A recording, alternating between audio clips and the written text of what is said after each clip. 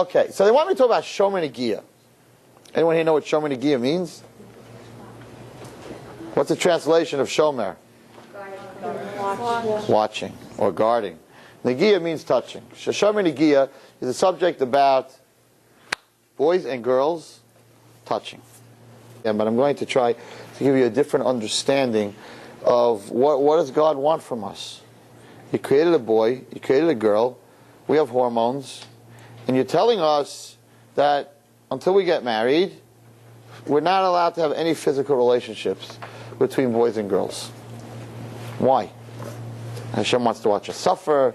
He's trying to tease us. What's going on over here? So, I like to tell stories. I'm doing this since I'm a little kid. Every time my teacher asked me, "Where's your homework?" I told a story. So I had a lot of practice because I never brought my homework. So I like to tell stories, and I think that by listening to stories, sometimes you can get an answer to your questions even easier than when someone talks directly to you. First of all, I'm talking from a guy's perspective. So I'm talking from a boy's perspective.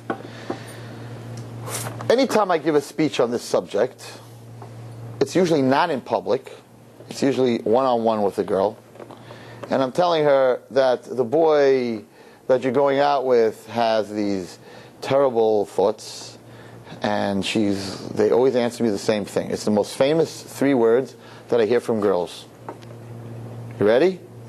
It goes like this. I'm telling you, this guy that you're going out with, I don't trust him.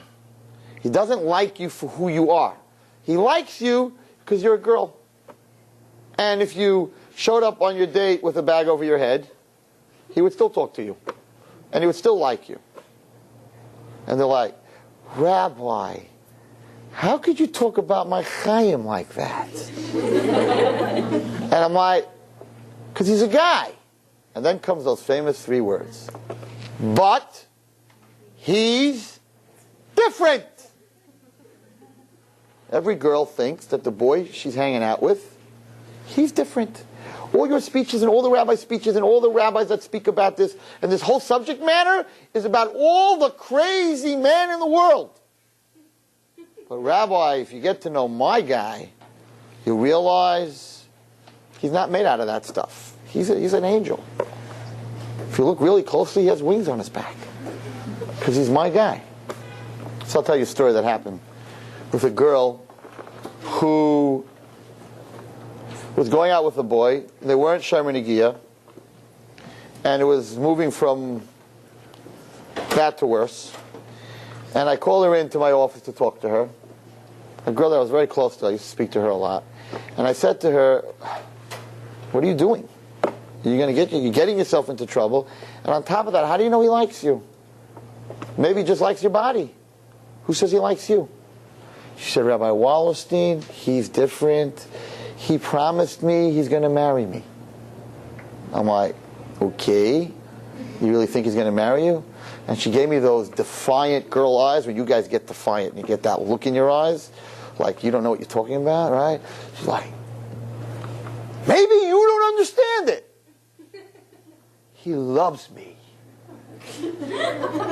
I'm like, "So what are you saying? That me and my wife don't love each other? Like, why are you attacking me? Like, what did I say?"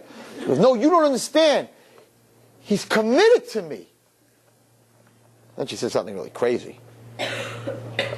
Telling it to a rabbi, she says, "And we're going to have children together." I'm like, "After the wedding?" Baruch Hashem. Baruch Hashem, no problem with that. I said, I did something terrible. I asked her mechila for doing it, but I had to do it. I said, once and for all, I have to teach a girl that they're not different. The guys are guys. And that's why Hashem has to give us 613 mitzvahs. And we got to put on tefillin. And we got to daven 3 times a day. And we have to go sit and learn. And we have to wear tzitzis. Why? Because if Hashem didn't give us all those mitzvahs, says Isaiah, we would destroy the world. We would attack every woman. We would steal. We would kill. We are animals. I'm talking about myself, not you guys. We are animals. Adam is an animal. And therefore, Hashem gave us Judaism, and He gave us a lot of things to do Torah makeshes is koichel shel adam. If you learn and you do mitzvahs, it makes you weak. And you can't be thinking about girls the whole day because you're learning and you're putting on your tefillin and you got to go to minyan. And if Hashem didn't give that to us, we would destroy the world. Girls don't need 613 mitzvahs. Girls are right. Why don't I have tefillin and why don't I have tzitzis and why don't I have to go to minyan and why don't I have a mitzvah of learning Torah? And the answer is because you don't need it. So what do you think, girls, when you walk down the street and you're not dressed? Same thing. It's an auction. One guy standing on the corner, ooh, check that out. Other one, check that out. Oh, yeah, look at the girl across the street. Look at her friend. She's taller, she's thinner, chas v'shalom in a shul. I'm not going to describe anything. So what are you doing, girls, to yourself? You're a steer? You're a cow? You're an animal? To be looked at and measured and check me out? Hey, man, check me out. That's what the cow was saying. Hey, man, check me out. So now this girl who goes dressed like that, what is she screaming to the hunter? I have no self. I don't exist. I'm a piece of meat. And more meat I show you, the more you're going to get attracted to me. Wrong. He's not attracted to you. He doesn't even know your name. He doesn't even know your name. He sees you across the room. You're half dressed. He's attracted. Who's he attracted to? To you? You're a steer in an auction. Is that what you want to be? Is that what you want to marry someone for? And what happens if your body changes? If the only reason he bought you and he wants to be married to you is your physical body, so what happens when your body changes? He's out the door. He's going to find a bigger steer. So the Torah came along, and Hashem came along, who created us, and He said, I want boys to love girls for who they are. I want them to be married to them, to have an emotional connection, because emotions are forever. That's who you really are.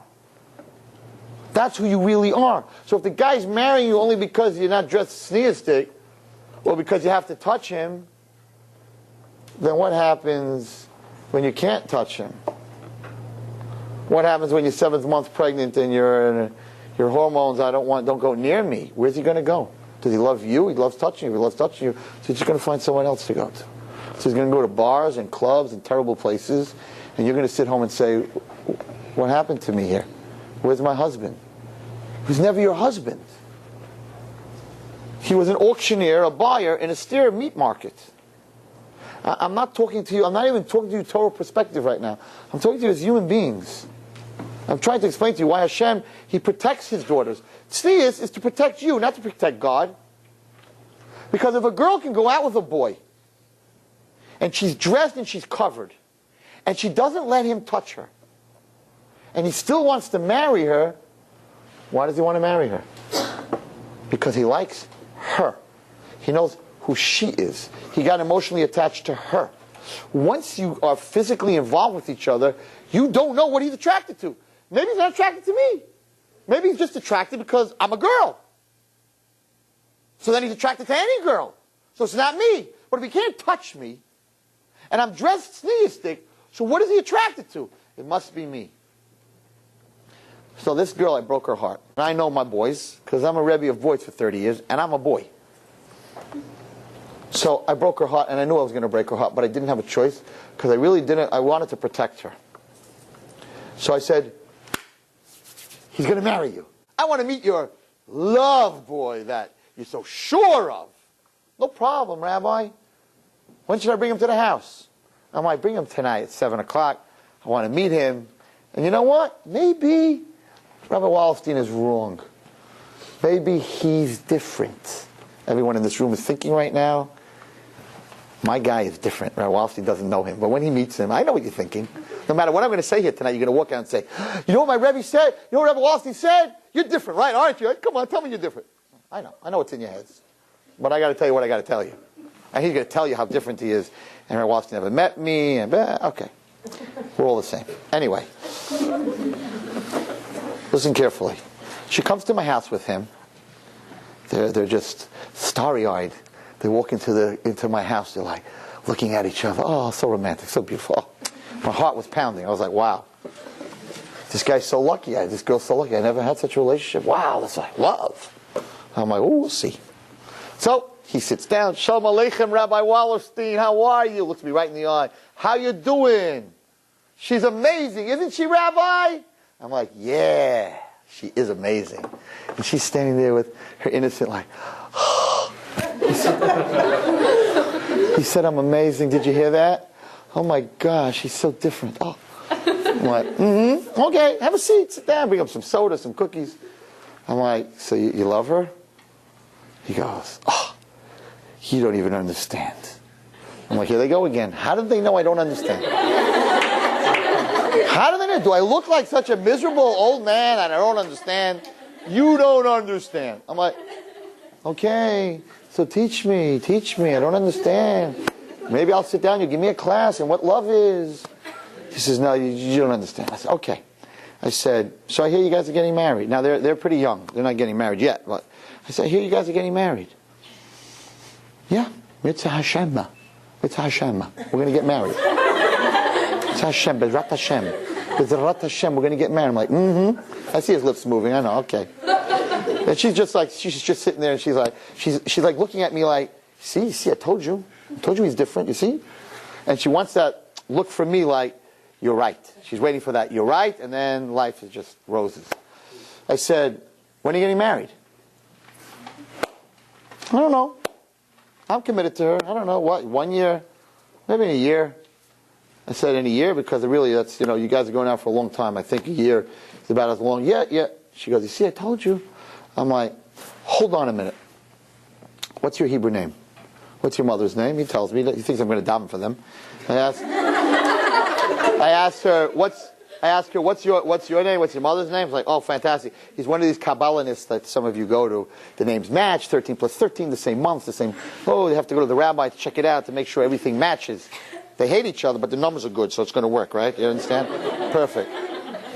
Okay. So they check out all the numbers, and they figure I'm going to go in my kitchen. I'm going to do all the number stuff, astrology, whatever. I go in my kitchen. I have my two friends there, my two buddies. Go in the kitchen, and I write up a shtar. And the shtar is a contract. And I write, I, Chaim Moshe Ben Yehudis, guarantee 100% that I will believe, writing right, believe neder. And I'm making a neder that I will marry bat this and this within a year. It will be chassan and kala, married for life. I wrote it out. I walked in, and I went over to him. I said, could you sign this paper? He goes, what is that? I said, it's a shtar. It's a contract that you're going to sign. Oh, 1 minute, I said, 1 minute. Lippy, my two friends said, Lippy, Yankee, come here for a minute. They come out of the kitchen. They didn't know they were in the kitchen. He goes, what are they? Oh, they're the Eidim, I said. They're going to sign on the bottom. They're the witnesses. This contract is sort of an engagement with a guarantee that you're going to marry her. And she's all excited. Like, Rabbi Wallerstein's pulling the move, right? This is amazing. Like, he's my man, he's pulling the move for me, right? I remember his face. He turned, not white, he turned green. And he says, I can't sign it. Now, this girl was in heaven a second before that. When he said, I can't sign it, I did this to her, but I had no choice. Her face dropped, her heart dropped. She said, Why can't you sign it? He goes, well, it's a year. What else is going to happen in a year? Maybe you'll be more religious. Maybe I'll be more religious. I was thinking of going to Israel. Because you never told me you're going to Israel. I was thinking maybe I'll go learn. How could you sign such a paper? How could you sign such a paper? You want me to talk about Shomer Negiah. You're uncorking or something here, but I'm going to talk about it. I'm going to put it on the table. And, I'm in a shul. I'm a little uncomfortable what I'm about to say. But I'll tell you what I said. So he says, I'm not signing this. And she starts crying. What do you mean? You have to sign it. We love each other. Mama, she lost it. She lost it. And he's like, I'm sorry. I can't sign it. I can't sign a contract with two Eidim, two witnesses, and I'm sitting there and I'm enjoying every minute of it. Because I'm a guy, and I know this guy is not committing. He's not committing. In a year? Who knows what's going to happen in a year? Now, I knew that they were a little bit past the holding hands situation. So I got off the table, I banged on the table, I was very angry. And I said, did you whisper in her ear when you were making out with her that I'm going to marry you? Maybe.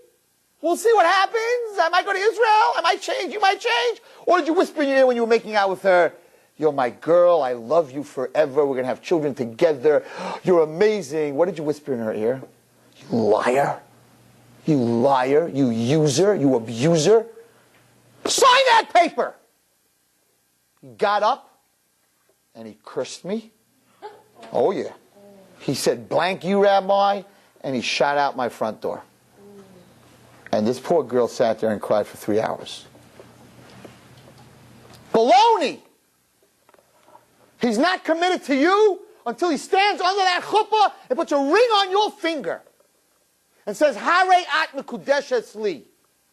Until that moment, he is not committed. And there's 8 girls in this room thinking right now that if Rabbi Wallerstein did this test with my guy, he would have signed the paper. 8 of you. And I'm not telling you which 8 because you know which 8 I'm talking about. And stop looking at the girl next to you. My guy, you don't know what you're talking about because he would sign the paper. And I tell you no, and I'll do the test. And you don't tell him about it beforehand, though. Because nobody's committed to a woman until he says those words and puts a ring on her finger. Until he says, Harei at mekudeshes li. And what does that mean? Harei at mekudeshes li. I love you. You're the only one for me. Very weird. I own you. You're mine. What's up, girl? No. You are holy to me. That's how a Jew gets married. Not wow. You are holy to me. And only to me. Why do we talk like that? The most romantic, important moment in a marriage, that first moment, instead of the guy saying, we're one. 2 hearts beat together. I don't know what kind of line guys come up with, but that's the lines that we're taught. We open that book, What should I say? The difference between the pickup lines today and the old days, when I was young, so the pickup line was you go over to a girl and say, if your name's not Yanko, marry me. You didn't chop. Okay, you didn't grab that. Anyway. But it changed. It changed drastically. The new line, maybe not here in Great Neck, but the new line is, the guy goes to the girl and says, ever since I met you, I got more religious.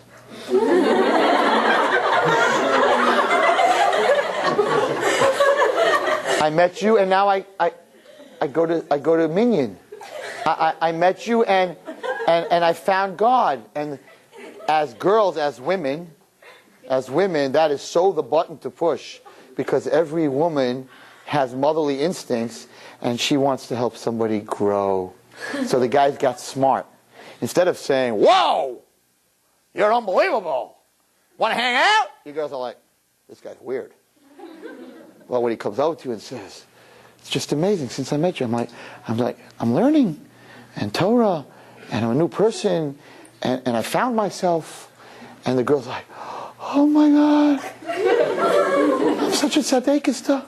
I changed his whole life. And then 2 weeks later, he's all over her, the big tzaddik that you made so frum. And you're thinking, listen, okay, in this part he didn't get so frum, but he's going to Minyan, so I did something, Hashem. So the big line today that gets girls, and it's not only in Judaism, it's just like, you changed my life. I used to be a mean, miserable guy, and since I met you, I'm treating my parents differently. And girls love to hear that. You fall for it.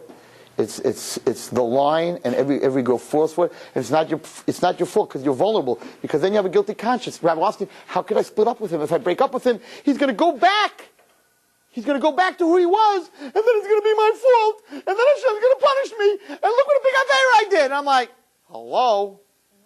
You're not his Rebbe, and you're not his mother, and you're not supposed to be the one who's being mechanech him. He's supposed to be davening because he loves Hashem. He's supposed to be doing mitzvahs because he's a Jew, not because he wants to get to you. You're not a guy's mother, and you're not his wife until he says, Hariat Mekudeshes Li. And until he says that, he has no right to touch you. The only person in this world that has a right to touch you is the guy that commits under the chuppah and says, you are holy to me. Oh, I'm holy to you? I'm not some steer in an auction? Then you have a right to touch me. Otherwise, nobody has a right to touch Hashem's daughters. So the reason Hashem gave us a halacha, a law of being Shomer Negiah, is because Hashem wants to protect His princesses. So what do His princesses do? They put on their short skirts and their high heels and their tight dresses, and they're like, here I am! And Hashem says, what are you doing? I'm trying to protect you, and you're running out like this? And those boys that like a girl like that, they're not interested in who you are. Girls, I'm a Rebbe for 30 years. I deal with marriage problems 80% of my time. 80% of my time. And I would say 70% of the marriage problems I deal with is the girl being mistreated, not the guy. And the reason she's being mistreated is because the whole reason they got married was the wrong reason. And when he gets bored of her, he finds somebody else, and he's out with his friends looking at women, and they're going to Atlantic City, and they're going here, and never, she sits at home alone, and she cries. He's not interested in her. Because he was never interested in her.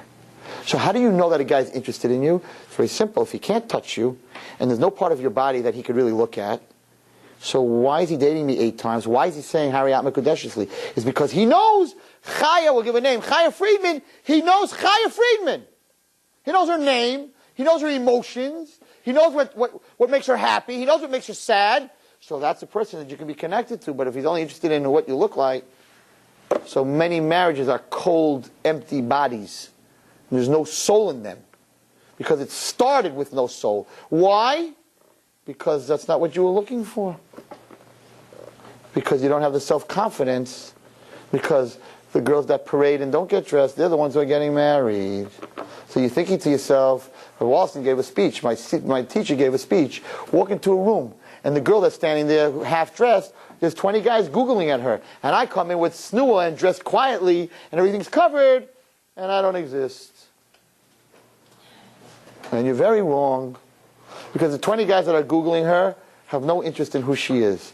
The one guy that's going to marry you, because you're at snua, because you're a princess, because you have chen, because she has something, even though she may not be as pretty as the Goyish girl, doesn't make a difference. She has chen.